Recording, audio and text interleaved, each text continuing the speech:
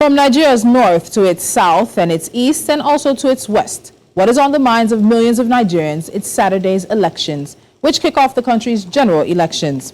Africa's most populous country and the largest black nation on earth will go to the polls with great expectations like Charles Dickens' novel and hope for some clarity of what lies ahead for the future. There are many factors that Nigerians will carry with them to the polling booths.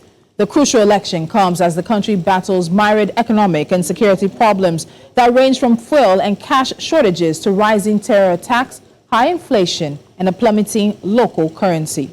But also interestingly enough, for the first time since Nigeria's return to democratic rule in 1999, none of the 18 candidates for president is an incumbent or a former military leader.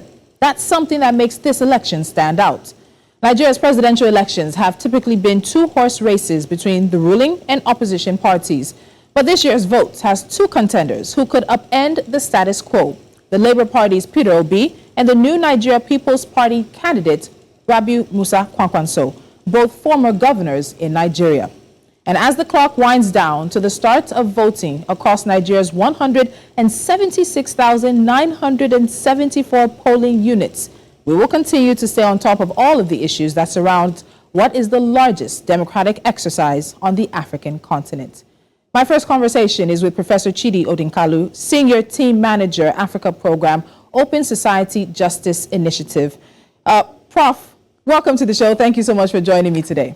Let's start with the day that has been today, because it's a day where the Supreme Court of Nigeria once again sat to look at the naira redesign case that was brought before it by some governors and some states in Nigeria. The court has decided to once again re-adjourn until March the 3rd. Now, issues of jurisdiction, the president's actions, and more came up in court today. In terms of this adjournment, because of this case and the crucial nature of it, where do you think this leaves Nigerians? Let's start from there. I frankly don't know where it leaves Nigerians. By the way, I don't work for the Open Society Justice Initiative anymore, just for the records. Let me say, I'm not the spokesperson for the Supreme Court. They've got a very voluble spokesperson called Dr. Festus Akonde, who has a very fantastic command of adjectives. And I think, it's up to him to say where this leaves Nigerians. I'm not very sympathetic to the Supreme Court on this matter because I think they're wasting their time and wasting the time of all Nigerians. You don't decide currency management by court orders. I've gone on record on this, and I'm willing to go on record again and say that a currency is a promise backed up by the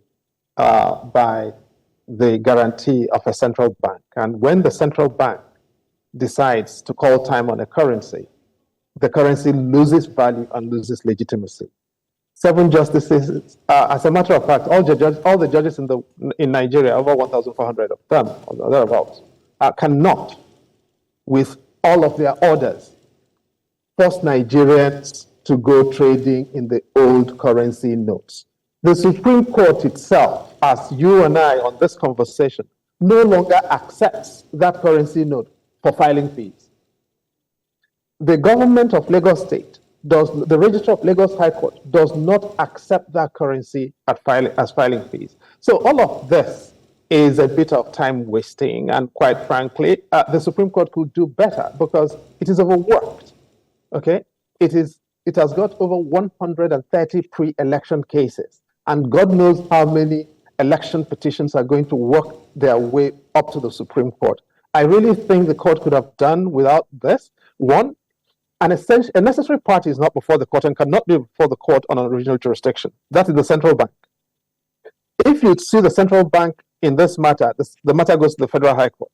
And no order made by the Supreme Court can be enforced against a party that is not before it. You cannot cite Emefiele for contempt because he's not a party to the proceedings. So on fair hearing grounds or jurisdictional grounds, the Supreme Court could have rejected the issue.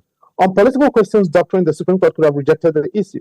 On the question of doctrines of equity, you need to come to equity with clean hands because an injunction, by the way, is an equitable relief. The Supreme Court could have rejected the issue. They've chosen not to do so. I have no sympathy on them. Let them steal a juice of their own making. At the time of their pleasure, they will throw the case out. I'm confident about that. It's interesting you say at the time of their leisure, they will throw the case out. Just very quickly, without belaboring the point, we all seem to focus on the presidential, but there is the governorship and state houses of assembly elections for March 11th, which comes after the court is supposed to resume sitting on March the 3rd. Now, some analysts that we've spoken to believe that they will see the furor for this case, in particular from the states, die down after the elections, or in fact, probably die down after the presidential elections. Do you see that happening before the court has an opportunity to possibly throw it out? My sister, you and I are Nigerians. The people doing this thing are politicians. What are they playing out? They know that everything rides on the outcome of the presidential elections, all right? And they would expect to get a bandwagon domino effect from the presidential elections. So that if they could use this to move money and shift money for the presidential elections, they will then expect that whoever wins the presidential elections will up their chances for a bandwagon effect in the governorship and down ballot elections that come up on the 11th, assuming there is no presidential runoff. All right? So this is what these guys are playing for. And the Supreme Court is making itself a willing hostage in a dispute between dissolute, irresponsible politicians. If these guys had shown up when Nigerians needed them to show up, go to the Supreme Court over ASU, go to Supreme Court over NSAS, go to Supreme Court over fuel subsidy, go to Supreme Court over minimum wage, then Nigerians will take them seriously. All right? Now, if you lived in Lagos in 2011, when Raji Fashola ran for his second term in Lagos, Fashola did not need money to persuade anybody. Irrespective of whom you supported or where you came from or what party, most Lagosians believed that Raji Fashola had done enough to earn a second term based on his performance. It was whether you were Igbo or Ijo or Yoruba or Efik or Ibibio, his performance spoke for him. How can you run a place for 8 years and what you want to do is to go and buy voters? Shame on them. They are shameless, dissolute so-and-sos. And I'm sorry to say this, but I'm not sorry, no. How can you run a place for 8 years and you're trying to buy voters? Are you okay? And Nigerians are even debating it. And Supreme Court justices who are going to retire someday to live with the consequences of this thing are supporting it. It's just disgraceful. Okay, so Professor Odinkalu, I want to get your thoughts on something else that happened today, and that's, of course, the signing of the second peace accord. All the candidates and the national chairman of their parties... How many peace accords do you need for an election? This is the second, so I want to get your thoughts. Do you think we should even bother to tie any real significance to this peace accord? I'm tired. You know, Nigerians, we just like to do some silly things. I'm sorry. Maybe I'm stupid. I don't get it. But why does someone who is running for an election need to be persuaded that they should not deploy violence? They want to rule people in the grave? And excuse me, how many peace accords do you need for one election? They have signed one.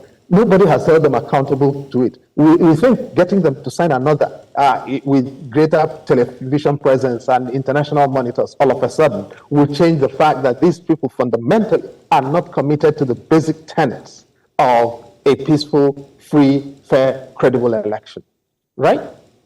I just am not persuaded that this is the way to do things. The peace committee either has to be prepared to call out anybody and everybody and all sides involved in violence and conduct inimical to a peaceful election, or they are not. And if they are not, they should just stop wasting our time. Bandwidth is very limited. Bandwidth is very limited. I see that also your patience, I think, with the election process, or at least this campaigning process, seems to be quite limited as well. So let me ask you this. With the last leg of the campaigns we've entered, and they should officially end sometime tomorrow night, do you think Nigerians have succeeded in making this campaign season more about the issues that matter to them, or you're seeing more of the same old that has always been part of sort of basically our elections and campaigns in the country? Do you realize, that we've not had any debate in these campaigns? There's been no debate, right? For one reason or the other, the candidates have failed to square up. somebody goes to Kano and tells them, I've come to dance. I just want to dance. And they start wielding some things and shaking, in fits of movement. In other places, we've had governors advertising themselves in Ashwebi and G-String as G5 or whatever. And this is really what has passed for a campaign in a situation in which Nigerians are suffering. And this is cumulative suffering. People are being killed left, right, center. On the 6th of this month, over 100 people, 100 Nigerians, like you and I and Yemi, were killed in Bakori, in Katsina State, the president's own state. Yes? Not one governor, not even the state governor, made a statement. The presidential candidates barely noticed it. And amidst all of this, we've had an utter banalization of life and the future of our country. And so, as you're right, my patience is very short on this particular matter. I'm not very tolerant. From Okwa A to Zamfara, Z in Nigeria, it is mayhem. When I went to school in Nigeria, I could go by road from Okwa to Zamfara and back and feel safe. Today, a child cannot go from Bukuru in Jos to Du in Jos. A child cannot go from Malali in Kaduna to the south, or just across the bridge of Kaduna. And people want us to be happy. No, we cannot be happy. And no, we should not be. And this is not a campaign. It's not been. Without a debate, how do you frame the context?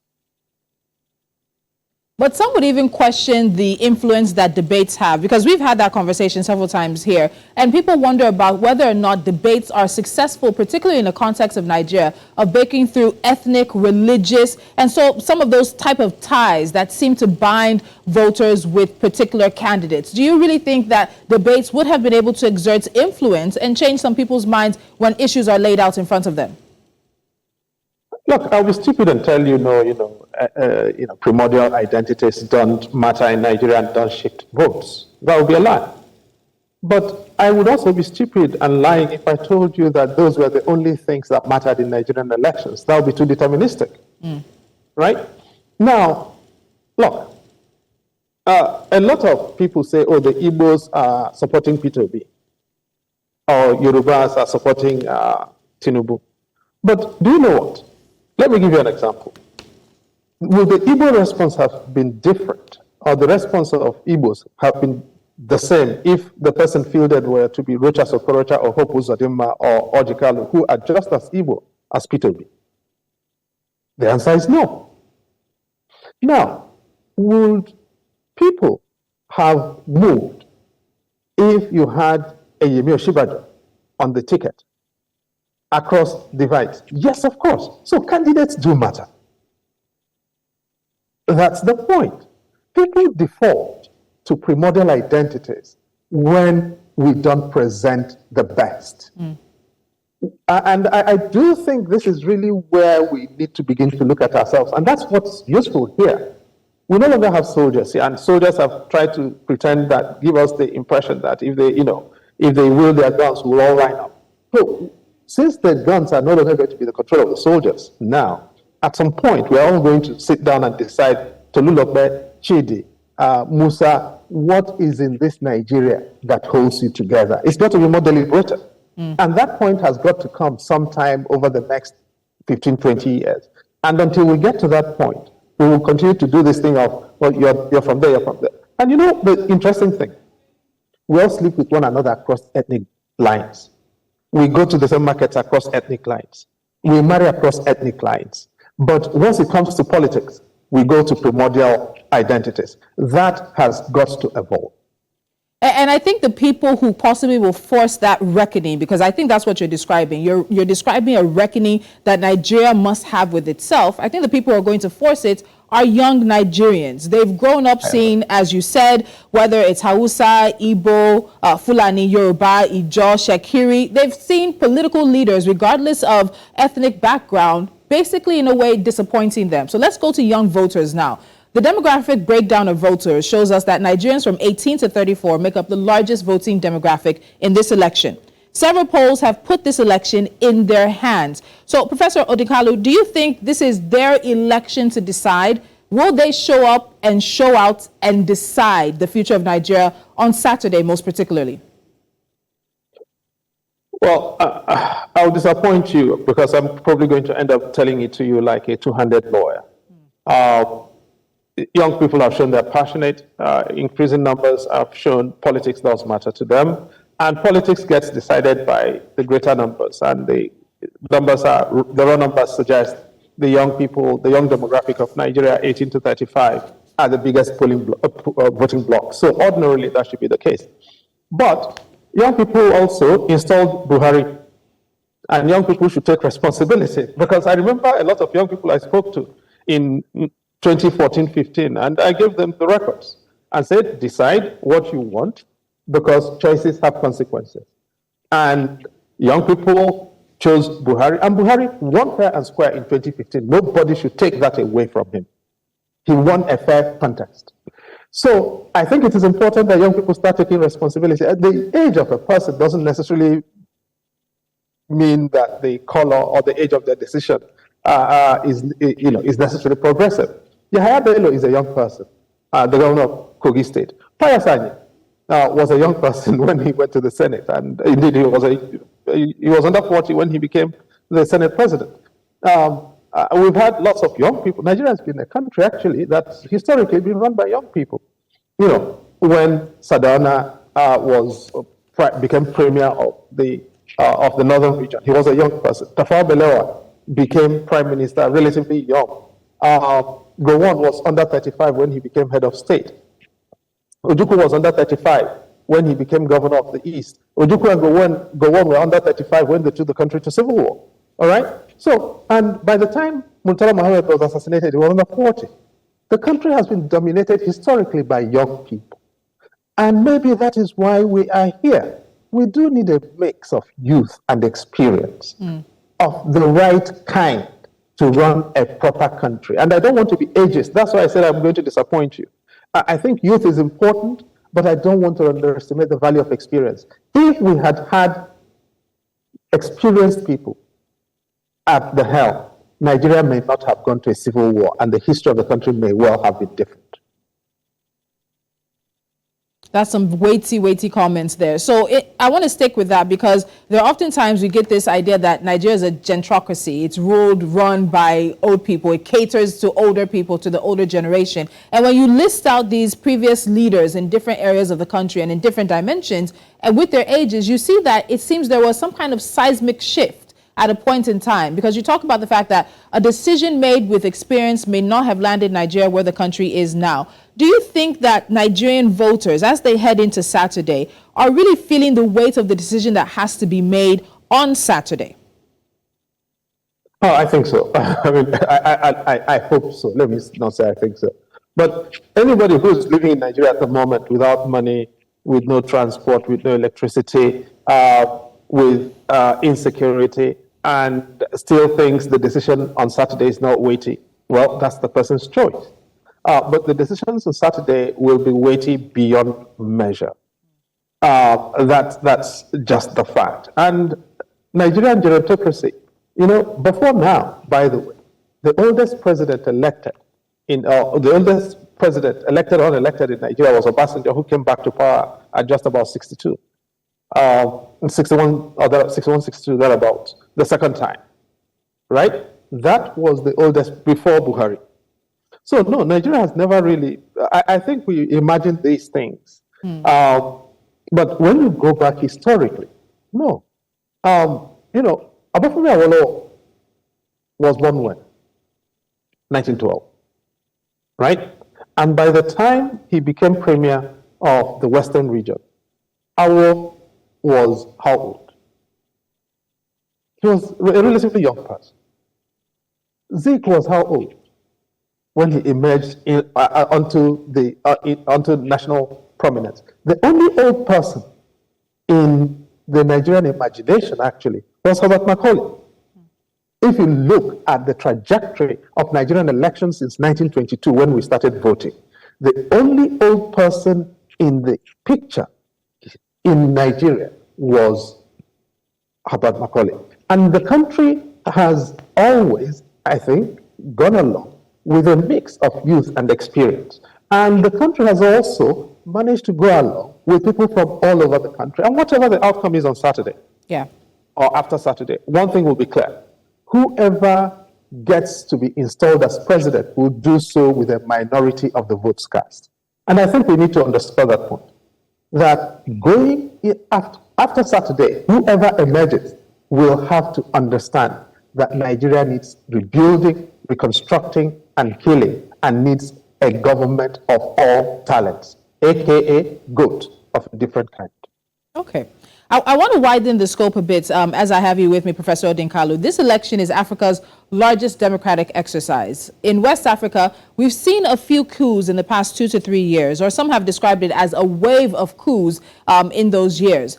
Nigeria's success or failure is almost literally, by some people's estimation, Africa's success or failure. So when we talk about the weight and the responsibility that is on the voters, I come back to this question in a different way now. How important is the choice that voters are going to make on Saturday? How important is it for Nigeria, for the region, and even for the African continent?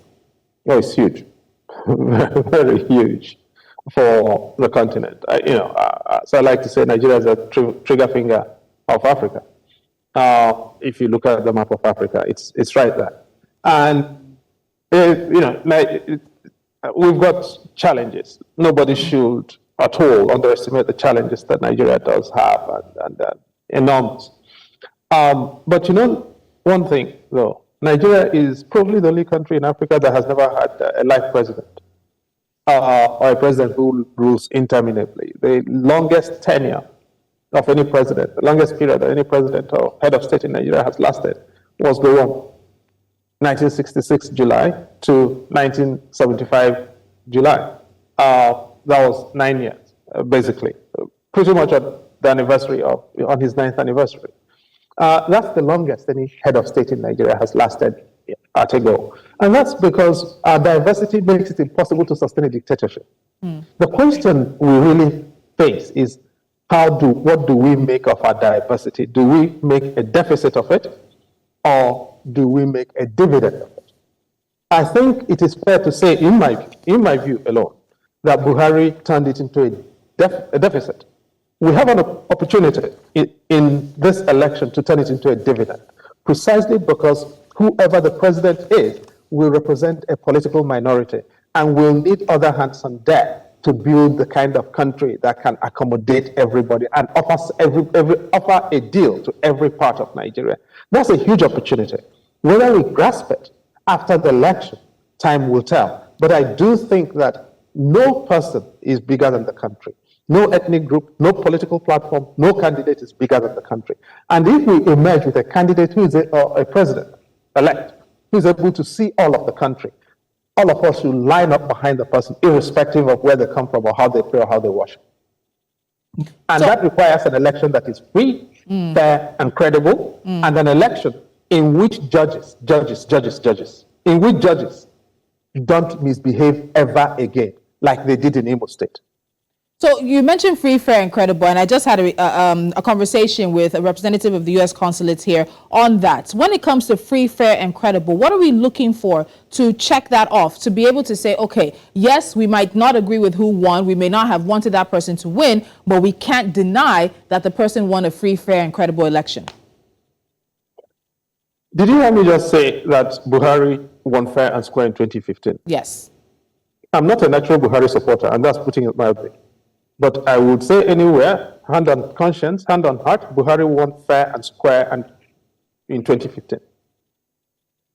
So I may not be able to tell you here. I mean, I can give you formal parameters, but the formal parameters don't necessarily add up to functional parameters. And so I can give you very formal parameters for a free, fair, and credible election. But that's not what we're looking at. When you see a free, fair, and credible election, an election that, broadly speaking, whatever its flaws may be, fairly reflects and genuinely reflects the will of the people, the likelihood is that you will know. When an election doesn't do that, you will also know. In 2007, we had a bandit election in which results were written up, and that was it. And you see, in 1983, Shehu Shagari won with just over 47% of the votes. It was minority and it was pronounced a landslide. And because of that, the military took over.